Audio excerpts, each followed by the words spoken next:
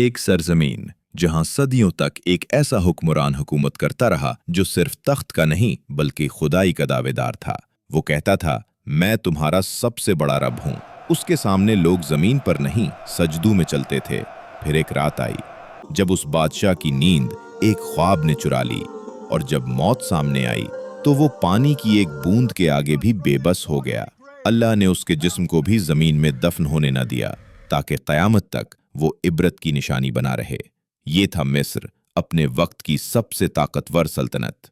नील के किनारे बसे शहर जहां जमीन सोना उगलती थी, बाजार आबाद थे और महल्लात पत्थर के नहीं गुरूर के बने हुए थे।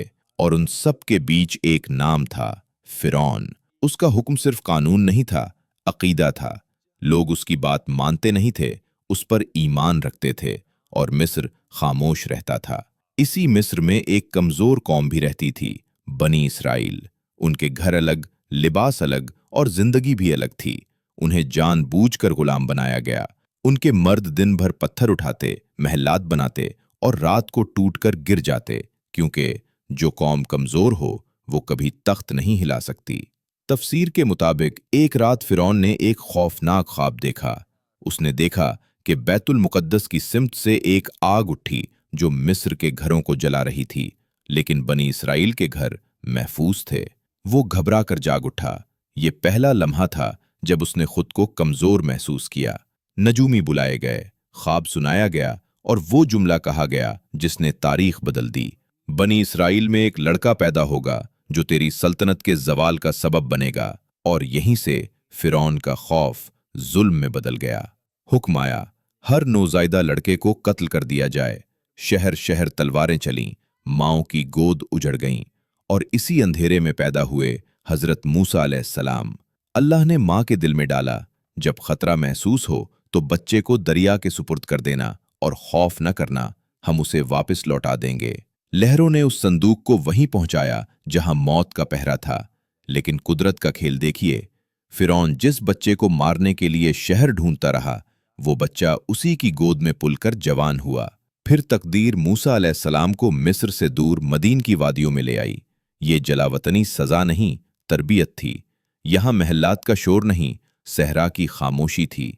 यहाँ उनकी मुलाकात हजरत शुएब अलैहिस्सलाम से हुई।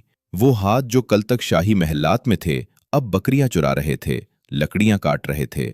साल गुजरते गए और उन सालों ने मूसा के अंदर के खौफ को खत्म करके सब्र और हिकमत भर दी। फिर वो रात आई, कोहे तौर की रात। अंधेरे में एक आग नजर आई। जब मूसा करीब पहुंचे तो आवाज आई, ए मूसा, बेशक मैं ही अल्लाह हूं, सारे जहानों का रब। वहीं उन्हें नबूवत का ताज पहनाया गया। उन्हें दो मोजज़े दिए गए, एक वो लाठी जो जमीन पर फेंकने से अजदा बन जाती, और दूसरा वो हाथ जो गिरेबान से निकलता तो सूरज की तरह चमकता। हुक्म मिला, जाओ फिरौन के पास, वो सरकश हो गया है। मूसा वापस मिस्र पहुंचे। दरबार लगा, हक और बातिल आमने सामने थे। फिरौन ने अपने जादूगर बुलाए, रस्सियों को सांप बनाकर दिखाया। लेकिन जब मूसा ने अपना असा फेंका तो वो एक हकीकी अजदा बनकर सबको निगल गया। जादूगर समझ गए कि ये जादू नहीं, ये खुदा की ताकत है।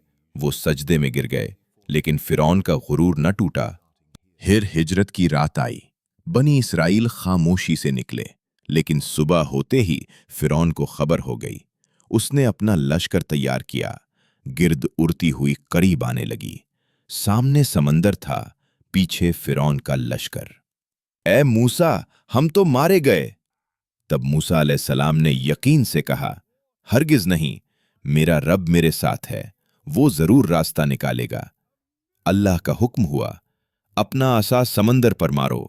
पानी फट गया, लहरें पहाड़ों की तरह खड़ी हो गईं और समंदर के बीच में खुश्क रास्ता बन गया। फिरौन का खात्मा। बनी इसराइल पार उतर गए। फिरौन ने अपने घोड़े इसी रास्ते पर दौड़ा दिए, लेकिन जब वो बीच समंदर में पहुंचा तो पानी का हुक्म बदल गया। लहरें आपस में टकरा गईं। मिस्र का खुदा बनने वाला आज सांस की भीख मांग रहा था। आखिरी लम्हे उसने पुकारा, मैं ईमान लाया मूसा के रब पर। मगर जवाब आया, अब, जबकि इससे पहले तो नाफरमानी करता रहा। वो डूब गया, मगर उसकी लाश को मछलियों ने नहीं खाया। उसे किनारे पर फेंक दिया गया ताकि दुनिया देख सके कि खुदाई का दावा करने वाले का अंजाम क्या होता है। ये वाकया हमें बताता है कि दुनिया का सबसे बड़ा गुरूर भी अल्लाह के एक हुक्म के आगे टूट जाता है। अगर ये कहानी आपके दिल तक पहुंची तो वीडियो को लाइक करें, नूर वर्स को सब्सक्राइब करें और कमेंट्स में लिखें, अल्लाह इज द ग्रेटेस्ट।